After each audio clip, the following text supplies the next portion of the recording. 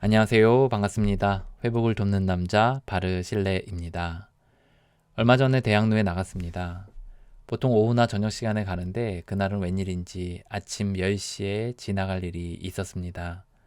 그런데요, 제 눈을 의심했습니다. 왜냐하면 늘 365일 사람들이 있을 거라고 생각했기 때문입니다. 대학로입니다. 사람이 붐비는 젊음의 거리라고만 생각했지요. 하지만 평일 오전 10시는 달랐습니다. 거리에 단 한 사람도 찾아볼 수가 없었습니다. 단 한 사람도 말입니다. 무슨 일이 벌어진 걸까요? 곰곰이 생각해 보니까 아직 사람들이 찾을 때가 아니더라고요. 점심이 되면 조금씩 사람들이 모일 겁니다. 오후가 되면 더 많이 모여들겠지요. 그리고 비로소 저녁이 되면 붐비게 됩니다. 문득 궁금해졌습니다. 가게들은 문은 열었을까? 주인은 무엇을 하고 있을까? 다 망해버린 건 아닐까? 라는 생각들 말입니다. 길을 걸으며 가게들을 들여다보았습니다. 그런데요, 가게가 폐업을 한 게 아니더라고요.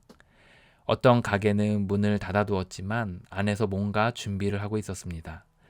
어떤 곳은 곧 오픈을 위해 리모델링 공사가 한창인 곳도 있었습니다. 보이진 않지만 어떤 곳은 주인이 아침잠을 늦게까지 자기도 하겠지요. 고요한 아침. 마치 모든 것이 멈춰버린 도시는 멈춘 것이 아니었습니다. 아무도 없는 이 고요한 상태는 곧 몰려올 사람들을 준비하는 시간이더라고요. 누군가는 재료를 사러 가고, 누군가는 요리할 세팅을 하고, 누군가는 잠으로 체력을 비축하고, 누군가는 청소를 하고, 또 누군가는 새벽을 깨우며 기도를 하고 있겠지요.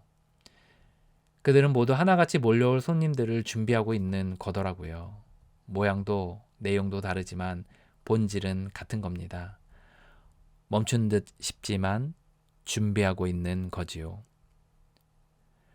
제 인생이 멈춰버린 20대 초중반. 저는 한 평이 채 안 되는 작은 방에서 살았습니다.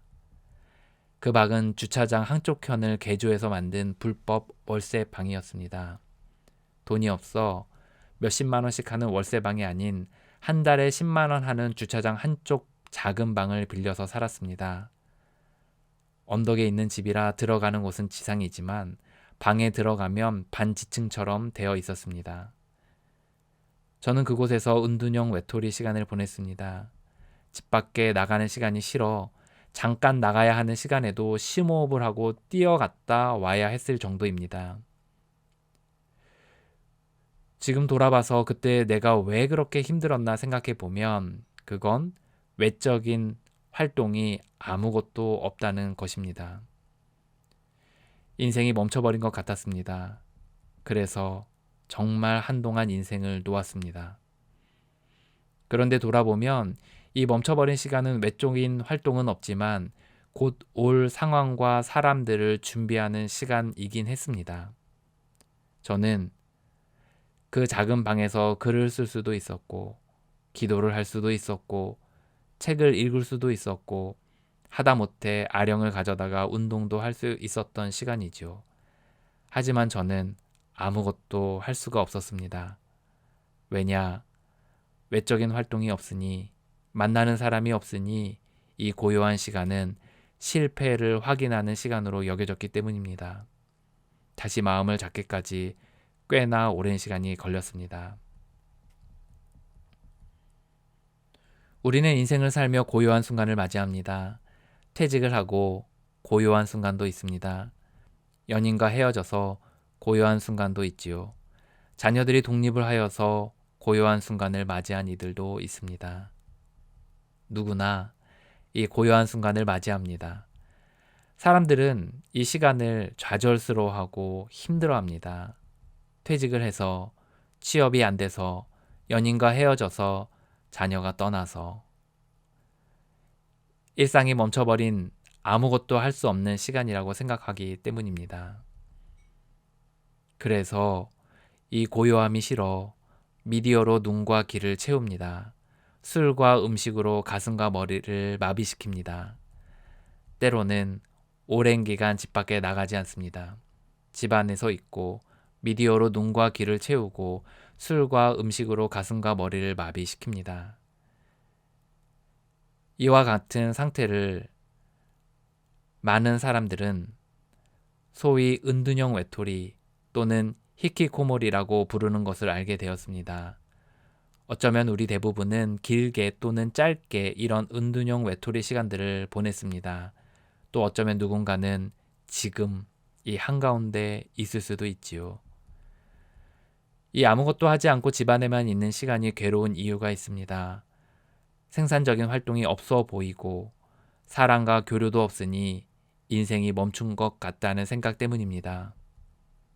마치 대학로의 고요한 아침이 멈춤이 아니라 곧 몰려올 사람들을 준비하는 시간인 것처럼 삶의 고요한 순간은 우리가 맞게 될 사람들, 상황을 준비하는 시간입니다. 퇴직을 했다면 또 다른 일을 하게 될 순간을, 취업이 안 된다면 일을 하게 될 순간을, 연인과 헤어졌다면 또 다른 사람을 만날 순간을, 자녀가 떠난다면 다시 방문할 자녀를 맞을 순간을 준비하는 것이지요.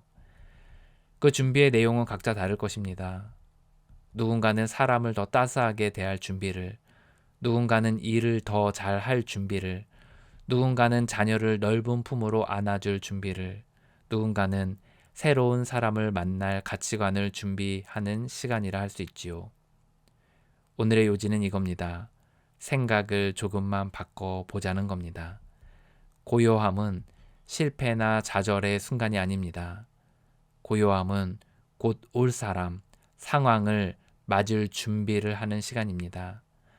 이렇게 마음을 먹는다면 외적으로는 아무런 활동이 없지만 그 좁은 방 안에서만큼은 미래를 준비하는 분주함으로 가득 찰 겁니다. 기억하세요.